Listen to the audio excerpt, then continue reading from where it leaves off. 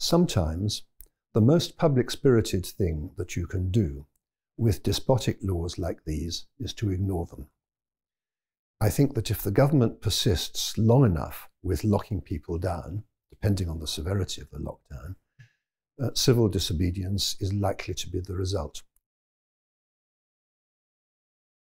Hello and welcome to Lockdown TV by Unheard. I am here with Lord Sumption, one of our most senior jurists, senior judges here in the UK, recently retired from the Supreme Court, who has for the past year been one of the most outspoken and visible opponents of lockdowns as a policy. Welcome, Lord Sumption. I'm glad to be here. Let's just start with the kind of key basic question. What about these mandatory stay-at-home orders and lockdowns did you find unacceptable, so much so that you felt you had to speak out about it? Well, I regard myself as a liberal with a small l. Until the COVID outbreak, that was a very middle-of-the-road position to be in. Since the outbreak, it's become controversial and even in some people's minds, extreme. This is, I think, some indication of how far our national psychology has moved. I do not believe that liberty is an absolute value. I think that there are circumstances where it's necessary to override it, but one has to be very careful to reserve that for extreme cases. And I do not regard COVID-19 as an extreme case. Yes, the pandemic is serious. Yes, it causes additional deaths, but I cannot regard a disease from which at least 99% of people recover and survive as sufficiently serious for that. I cannot regard a crisis which has resulted in a small increase in the risk as sufficient to justify locking people up in their homes. And when I say small, I think a good way of getting this into proportion is to look at the way that, for instance, Sir David Spiegelhalter, a world-renowned authority on the statistical assessment of risk, has looked at it. In the first 16 weeks of the pandemic in the UK, he reckoned the additional risk of death from COVID-19 was equivalent to an extra 55 days of perfectly normal risks of dying of just about anything. That's over the population as a whole. If you were a child, it was equivalent to 2 extra days of normal risk.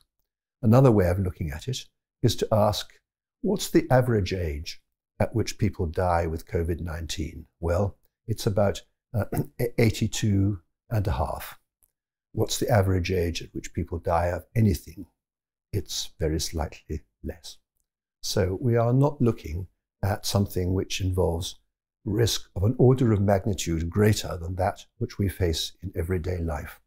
The risk of pandemic diseases is an inherent part of human existence and has been from the beginning of time. I guess there's two sort of potential objections to that people would come up with. The first is that the risk would amplify and be magnified if it were allowed to kind of run riot without being checked by these kind of government interventions. That's the theory, and that's what various models tend to show, that if you allowed it unchecked, it could reach a stage where hospitals would be under threat, where overall medical provision was reduced, and where it suddenly became a much graver risk. What do you say to that argument? Well, some of the statistics which I have cited, and one could choose others, are in fact equally relevant, whether there is a lockdown or not.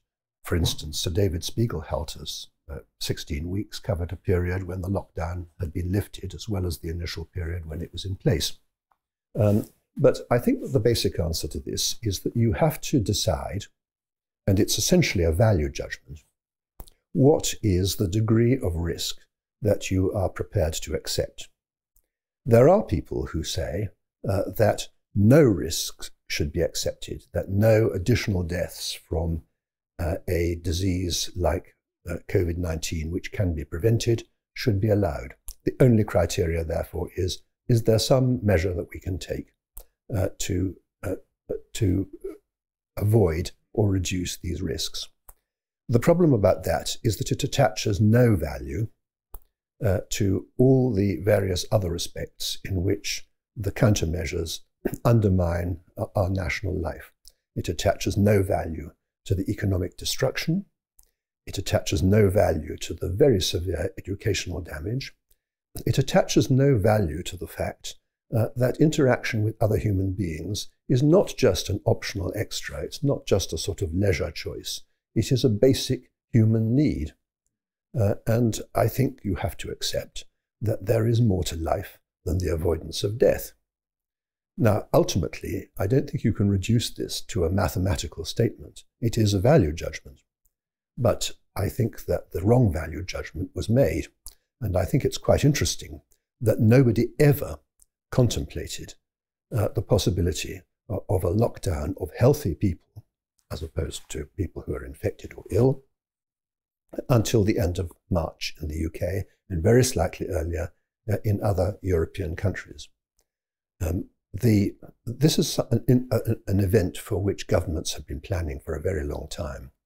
The National Risk Register assessed the possibility of a new pathogen causing a pandemic of respiratory disease as being liable to lead to anything up to 750,000 deaths. So that's much more than anything that we would have had, whether we'd had a lockdown or not. The planning assumed that the great object of public policy was that life should be as normal as possible, that you should isolate the sick and the vulnerable, not the healthy, and that you should avoid coercion, the latter being, I think, particularly important. When one looks through the SAGE minutes for the first 2 months before, in other words, the lockdown was ordered in the UK, you find them giving advice along exactly those lines. And we know that what changed the position was the fact that Italy had followed the Chinese example in ordering a national lockdown at the end of February of last year. Now, ultimately, this all stems from China, and Professor Ferguson has accepted in a very candid interview in the Times a couple of weeks ago that they never realized, as he put it, that they could get away with it until China, followed by Italy, showed them the way. Now, I think that's a serious problem about that. China was able to do that because it doesn't have a culture of liberty. It is a totalitarian state. It is a state which is founded upon the principle that human beings are simply tools of collective national policy. That's completely different from our tradition. And I think most objective people would recognize that. What they tend to say is, well, this is a very serious pandemic. I've given my own views about how serious it really is. We have to temporarily depart from our normal principles, and that's fine because we can go back to being less like China and more like the United Kingdom when it's all over. Now, I think that this is an illusion because our status as a free society doesn't actually depend upon our laws or our constitution. It depends on convention. It depends on a collective instinct as to the right way to behave. There are many things that governments can do which it is generally accepted they should not do. And one of them, until last March, was to lock up healthy people in their homes. So do you think we have taken an irreversible step towards being more Chinese, more dirigiste in our... I very much fear that we have, because the problem is when you depend for your basic freedoms on convention rather than law, once the convention is broken, the spell is broken. Once you get to a position where it is unthinkable to lock people up nationally, except when somebody thinks it's a good idea, then frankly, there is no longer a barrier at all. We have crossed that threshold, and governments do not forget these things. So you would worry that, for example, if there's another pandemic, or if there's another new variant, or there's some other pathogen identified somewhere. Now the precedent is set. What we do is we shut down society. Yes.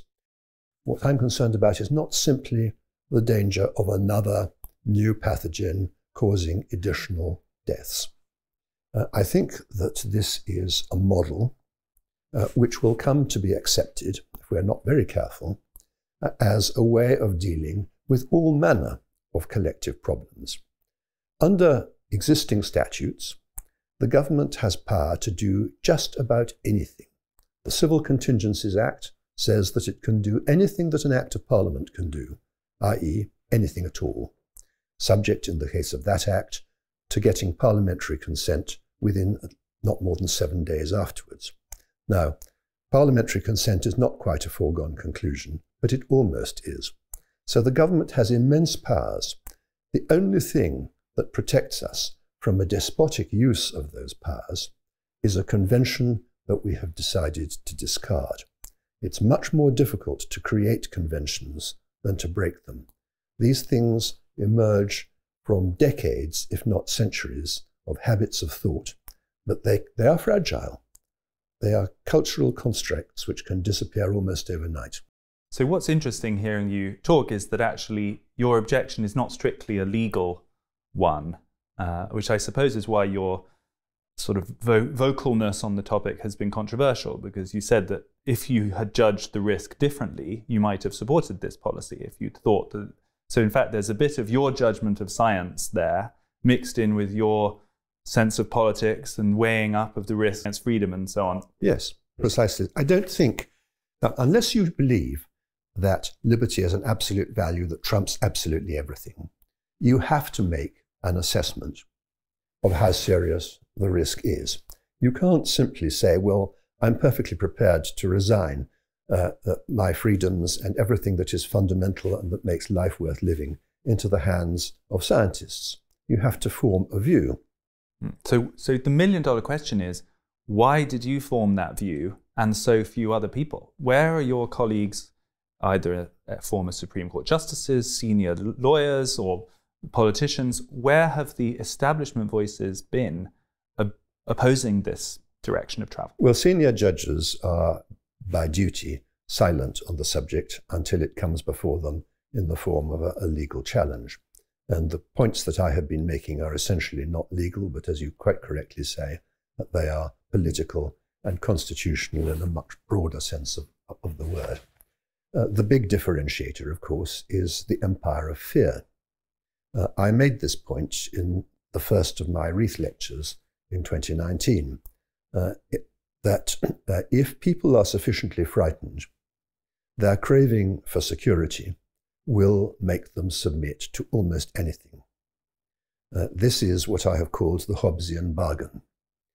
Hobbes believed in the absolute state. It didn't have to be a monarchy, but it had to be absolute. He said that there was nothing short of the state actually killing people that the state should not be entitled to do. So he was not, let us say, a believer in liberty. This is because of his experience of the anarchy which flowed from the Civil War in England. And Hobbes believed that we resign our freedoms unconditionally and permanently into the hands of the state in return for security. Now,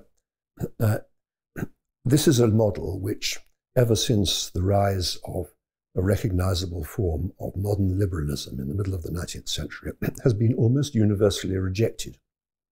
But we have tended to revert to it during the current crisis. And I think that that is a very striking and very sinister development. People who are frightened will submit. The government has, I think, exaggerated existing fears. I don't think it's wholly responsible for the fright, but I think it's partly responsible for it. But do you mean that other voices who might have felt objections or uncertain about the policy have been prevented from speaking out because they are frightened of what the consequences would be? Is that another Well, I think that there is, first of all, public opinion clearly favours these intrusive and illiberal measures. I don't think there's the slightest doubt about that. I think the majority in favour of them, is less than it was, but it's still a significant majority, no doubt. And I think that the reluctance to speak out is born of a number of things. First of all, many of those who might speak out share the fear. Secondly, and I think possibly more important, is the fact that many of those who might otherwise have spoken out believe that there is a sense in which solidarity requires them to accept the current prevailing view. Particularly during a time of crisis. Exactly. I think that, that is not a view that I share. There are, I think, two forms of solidarity. There is the solidarity of mutual sympathy and support, and there is the solidarity of intolerant conformism. And what we are witnessing in relation to opinion on COVID-19 is the second of those things, not the first. The first, I think, is wholly admirable. The second is rather sinister. And this goes back to the origins of modern liberalism with, for example, John Stuart Mill. John Stuart Mill regarded public sentiment and public fear as the principal threat to a liberal democracy. Precisely because it was democratic, the tendency would be for it to influence policies in a way that whittled away the island within which we are entitled to control our lives to next to nothing. That's what he regarded as the big danger. It didn't happen in his own lifetime. It has happened in many countries in the 20th century, and it's happening in Britain now.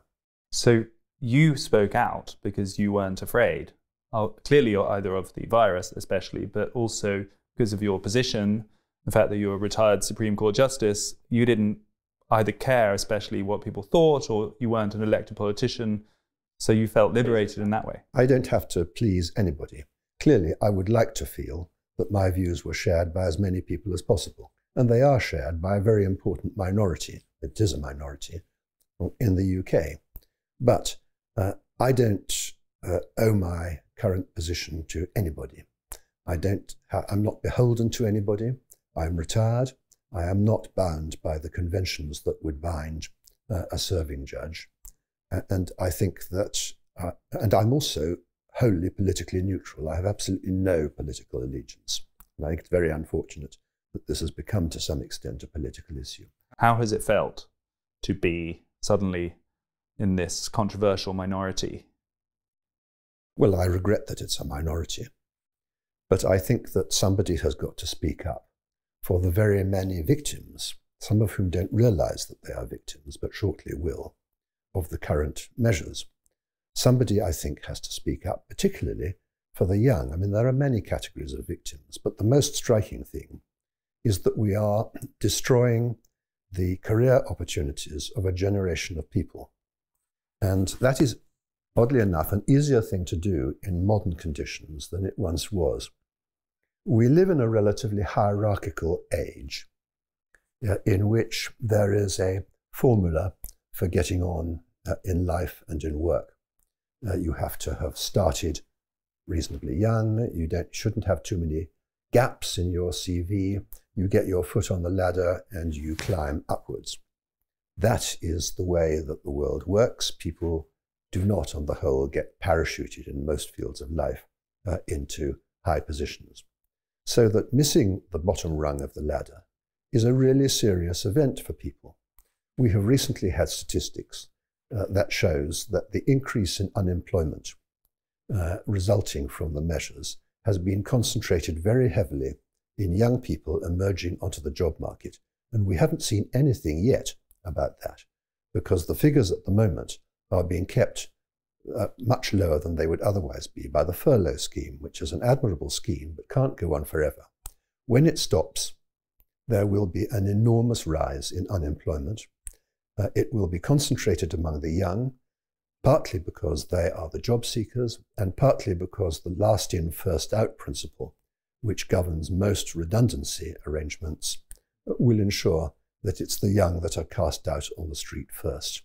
I think that this is a major generational injustice, and I think that it is also a wider catastrophe, because if you alienate a whole generation of people in this way, they are going to turn against the democratic model which produced this. There were already signs of this well before COVID-19, surveys have shown that the young are particularly disenchanted with democracy. And they get a raw deal in other ways. House prices and educational charges at tertiary level are a classic example. So that a group within society which is very large, very vocal and articulate, and which has enough grievances already, is being handed an enormous additional grievance quite unnecessarily. And yet they, in surveys, show that they're in favour of it. Yes. So what you feel is that those other groups in society who are going to be badly affected simply just don't understand how badly that is, or they have no voice and we can't hear them. Very often it hasn't happened yet, although the inhuman way in which some universities have treated their students has brought it home to quite a few of them. But I think that many of the victims of this, these arrangements do not realize that they are victims and will not realize it until later. Some of it may never connect cause and effect. And that, I think, is unfortunate because it reduces the likelihood that we will learn from the lessons. But looking back on it, I think that historians will quite clearly see the connection of cause and effect, and will see that we have wantonly laid waste by what I can only describe as a scorched earth policy to large parts of our national life, some of which will revive, but some of which will revive either very slowly or not at all. So because of that atmosphere of fear you describe, both of the threat but also the sense that it's a time of crisis and we should all be of one mind, it's hard to know what to make of those opinion polls anyway, isn't it? Although I'm sure they're accurate in terms of reporting what people say, once the kind of crisis has officially started, people don't want to deviate from it. They don't while the crisis remains unchanged. But public opinion is notoriously fickle. And public opinion which is induced by fear is more fickle than most, because fear goes up and down and eventually will presumably disappear. Moreover, there is a well-known phenomenon that the way that people answer questions posed by pollsters doesn't always represent the way that they actually behave. The United Kingdom is full of people who approve the measures, but are nevertheless making their own risk assessments and not always acting consistently with them. I think that it's healthy that people should make their own risk assessments. A lot of people are doing that who profess to be behind the current measures. So this is the big deal, isn't it? This is the biggest question of them all, which is this somehow a symptom of a declining system of governance? You know, can one extrapolate and say, well, actually, you know, the kind of over agreement of the centrist parties of the past decades, combined with populist ructions recently and people getting fed up about all sorts of things, has sort of perfectly prepared the ground. People are fed up with liberal democracy, too much shouting and not enough action. I think that there is a real danger of that. I wouldn't associate it too closely with the particular recent developments that you mentioned, although I think they've certainly contributed. Because I think that democracy is inherently fragile. We have an idea that it's a very robust system. Democracies have existed for about 150 years. In which country? In this country, I think you could say that they existed from the second half of the 19th century. They are not the norm. Democracies were regarded in ancient times, Aristotle is the classic source on this, as inherently self-destructive ways of government. Because, said Aristotle, democracies naturally turn themselves into tyranny, because the populace will always be a sucker for a demagogue who will turn himself into an absolute ruler. Well, now that's a simplified and crude model for what has actually marked the end of democracies whenever they have ended, really almost throughout history. So what you have is an inherently self-destructive mechanism. Now, it is quite remarkable that Aristotle's gloomy predictions about the fate of democracies have been falsified by the experience of the West ever since the beginning of democracy. And I think one needs to ask why that is. In my view, the reason is this. Aristotle was basically right about the tendencies. But we have managed to avoid it by a culture, a shared political culture of restraint.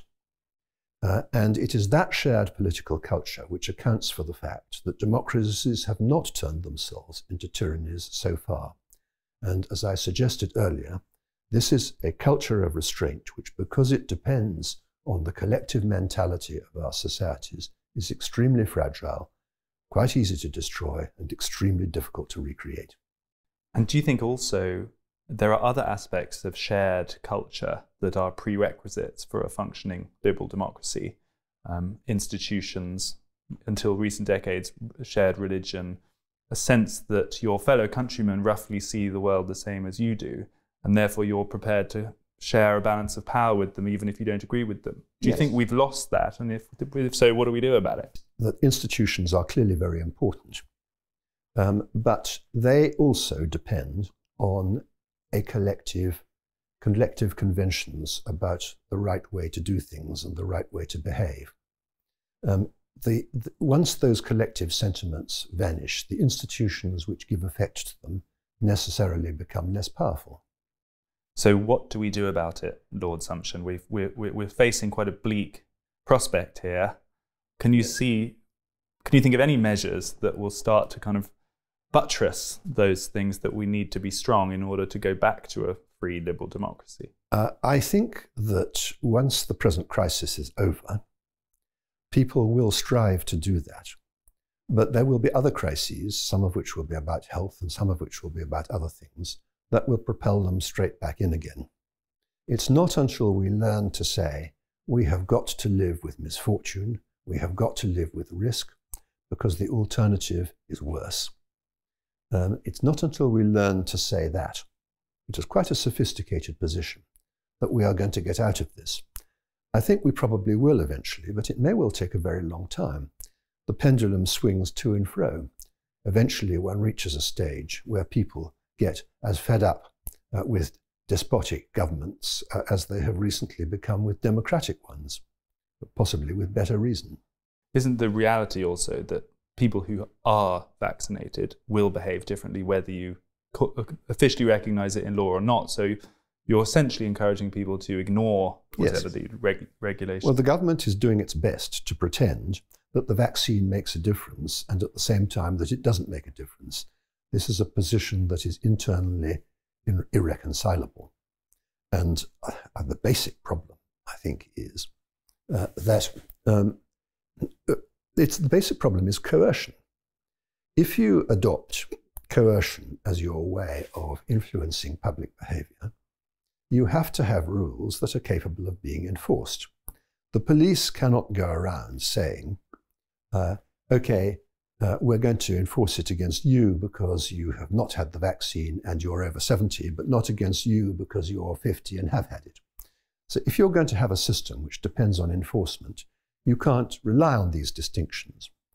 But that is the problem about coercion. If you adopt coercion as your model, you are going to have to stop making distinctions which are fundamentally important. You are going to have to refuse to distinguish between people who are vulnerable and people who are not. And that is one of the major factors that makes the current system so despotic and so irrational. So in your system, there would be recommendations that if you had the vaccine, we recommend you behave like this. If you haven't, exactly. And it's up to you to decide. That is how Sweden has worked from the outset, with very minor exceptions. It is how we intended to work. That was the plan before the 23rd of March. It was the advice of SAGE, which said that people have got to be treated like adults capable of making their own decisions and their own assessments. This was 10 years of science-based planning that was thrown out the window in a panic at the end of March.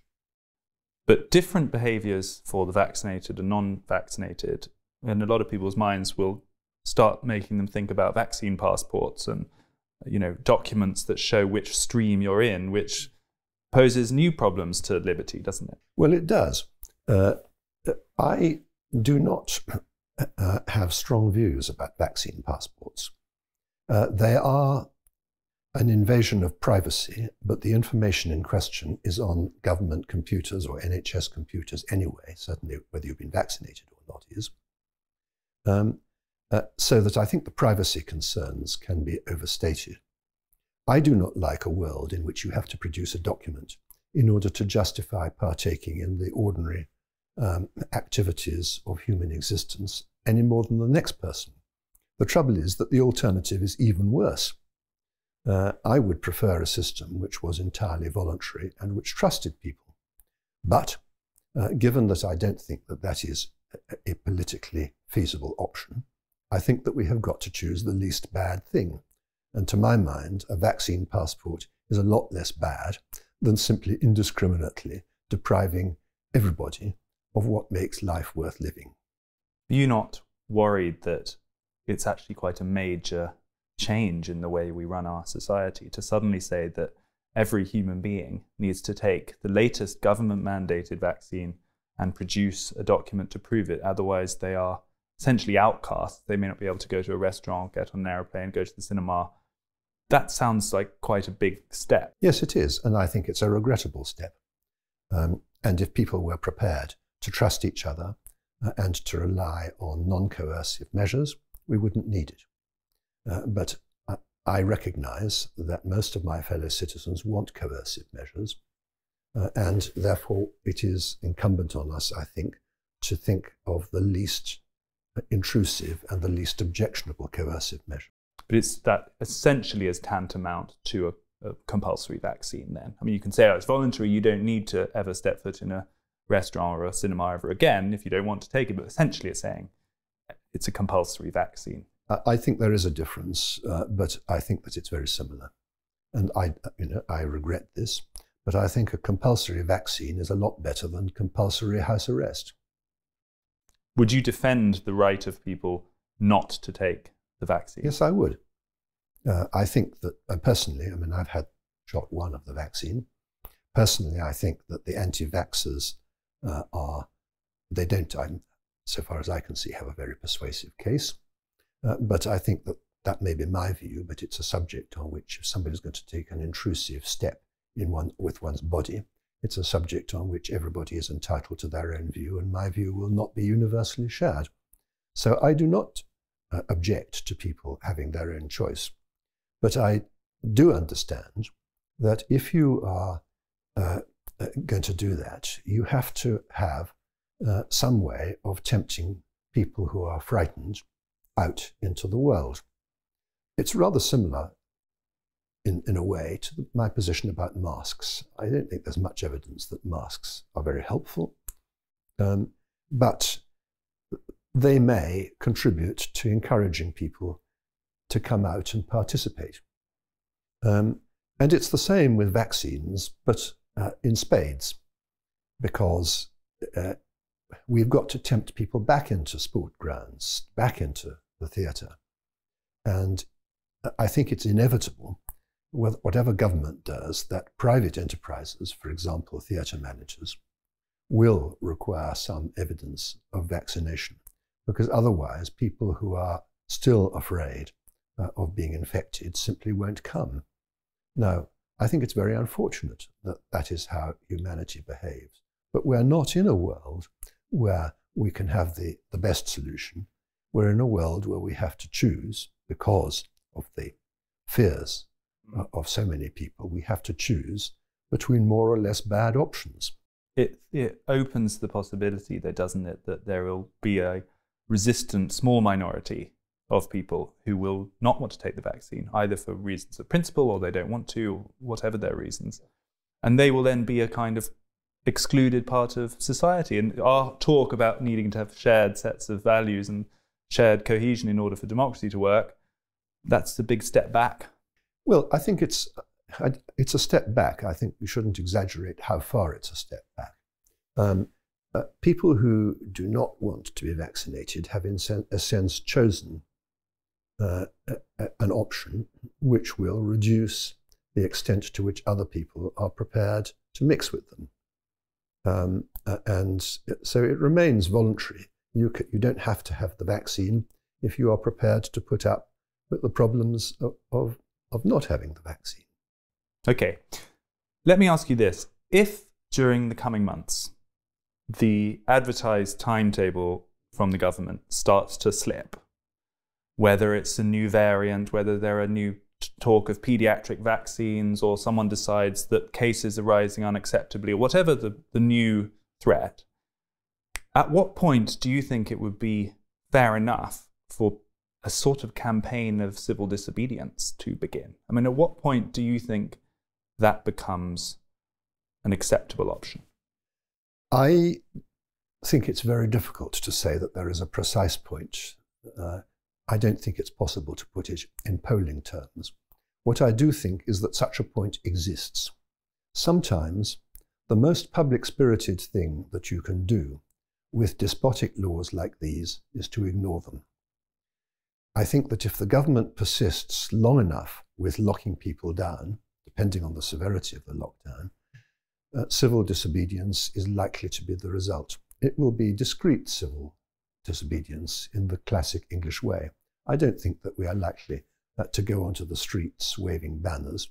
I think we will just calmly decide that we are not going to pay any attention to this. There are some things you have to pay attention to. You can't go to a shop if it's closed. On the other hand, you can invite friends round for a drink, whatever Mr. Hancock says. People are doing that to some extent already. I mean, you walk around London and it's quite clear that not everyone is obeying the regulations. Absolutely. And obviously, it's not a sudden moment. How close to that moment are we? And would you also say, right, there's a point at which you're just not going to pay any attention to it anymore? Certainly. How close are we to that point? Everyone will have their own different threshold. But I think that in the eyes of many people who disapprove of the lockdown and some people who approve of it, we've reached that point quite a long time ago. So do you feel sad to have to say that as a recently retired Supreme Court Justice, that in your view it would be acceptable to break the law either at a moment just past or at a moment shortly about to happen? I feel sad that we have the kind of laws which public-spirited people may need to break. I think that is unfortunate. But I have always taken a line on this, which is probably different from that of most of my former colleagues. I do not believe that there is a moral obligation to obey the law. There is clearly a legal obligation, that is tautologous. And I also think that you cannot complain if you break the law and are punished. But is there a moral obligation to do so as well? In my view, there is no moral obligation to obey the law simply because it is the law. You have to have a high degree of respect, both for the object that the law is trying to achieve and for the way that it's been achieved, and also, I think, for how the law has been made. Some laws invite breach. I think that this is one of them. So, in theory, if we progress long past that point and suddenly it's after next Christmas and there are still what you consider to be despotic regulations that are unwarranted, we could see you on a stage in Trafalgar Square with a loudspeaker in your hand, leading a resistance movement. No, you wouldn't see me doing that, because I just don't believe in that kind of political manifestation. What you will see people spontaneously doing is simply quietly ignoring the law. And I think that that is, in a sense, how, if one's going to have people ignoring the law, it should happen. I don't think a great public issue should be made of it. I think that it should simply be understood that nobody respects the law enough to want to comply with it. And that is one of the most effective ways of ensuring that the law is changed. You're thinking sort of Gandhi. Well, Gandhi, of course, was very public in his civil disobedience. This will be much more discreet than that. And it's important to emphasize that this is not something which one should be encouraging other people to do. It's a personal dilemma for every citizen. At what point am I personally prepared to ignore the law of the country in which I live, in whose making, however indirectly, I participate. That is a very personal dilemma, and we won't all have the same answer to it, and we won't all reach that answer at the same time. I mean, the hilarious truth, of course, is that YouGov polls may show that 80-something% of people approve of the restrictions, but if you followed every citizen around the country 24 hours a day, you would find a breach of a regulation in most of their cases, maybe the overwhelming majority at one point. So maybe the civil disobedience has been happening all along. Yes, I mean, it's a question of scale. As I said before, it's not, there isn't suddenly a signal. Something doesn't suddenly go pop, and then people start ignoring the thing wholesale. They start by obeying it scrupulously. They then disobey it in minor respects, and the respects become less minor and more frequent. That's how these things happen. And you eventually get to the position where the law is basically ignored wholesale. There are very similar things have happened in the past. Wartime controls, for example, the carrying of identity passes, were in force, believe it or not, for quite a few years after the end of the last war. And there came a point when people just tore up their identity cards regardless of what the law said. And one day the police prosecuted somebody for doing this, and he was given an absolute discharge because the court said, this is perfectly ridiculous. We know it's the law, but it jolly well shouldn't be. And the reason for it is simply gone. Now, I can't see the courts saying that except in extreme cases or cases which are like identity passes, particularly trivial. But this is the way these things happen. They don't happen because there is a revolution in the streets. They don't happen because people, least of all people like me, stand up in Trafalgar Square with a microphone. They happen because millions of people make an individual choice. My chief objection to the current rules is that they are designed to suppress individual choice, and that the sooner that we get that back, the better. Okay, so let's presume that does not happen and that there is no need for a mass campaign of civil disobedience, and you're not even called up to the stage in Trafalgar Square whether you want to go on or not. Let's presume that things do progress according to the Prime Minister's timetable and we get pretty much normality back. What would you then conclude? What would you say that you have learned about society and where we are at the moment, looking back on this episode, that you didn't know before? I will conclude that some of the fears that I have always had about the way that mass democracy works have proved to be true in concrete detail and sooner than I had expected. I will have learnt the enormous power of governments to influence opinion by promoting fear in a technical area which many people could understand but in practice don't. And those are dismaying lessons. I would want to learn from them about how we repair things in future. And my first proposal is that governments should not treat information as a tool for manipulating public behavior. They should be calmer than the majority of their citizens. They should be completely objective. My second lesson would be that governments dealing with scientific issues should not allow themselves to be influenced by a single caucus of scientists. They should always test what they are being told in a way that, for instance, judges test expert opinion by producing a counter-expert and working out which set of views stacks up best. Those would be the two most specific lessons that I would derive from the particular way in which things have gone during this epidemic. Do you feel like philosophically we have been sort of degraded and that's been exposed by this? It feels like the public conversation, if something doesn't show on a chart, it's not deemed to exist. There's this sort of worship of the measurable, worship of a certain type of rational scientific thinking, And people don't seem to have a vocabulary even for a lot of other values that matter a great deal to people. Yes, I think it's not so much the fact that it's that deaths and infections are quantifiable, well, certainly deaths are. I think it's very much more the fact that deaths are dramatic.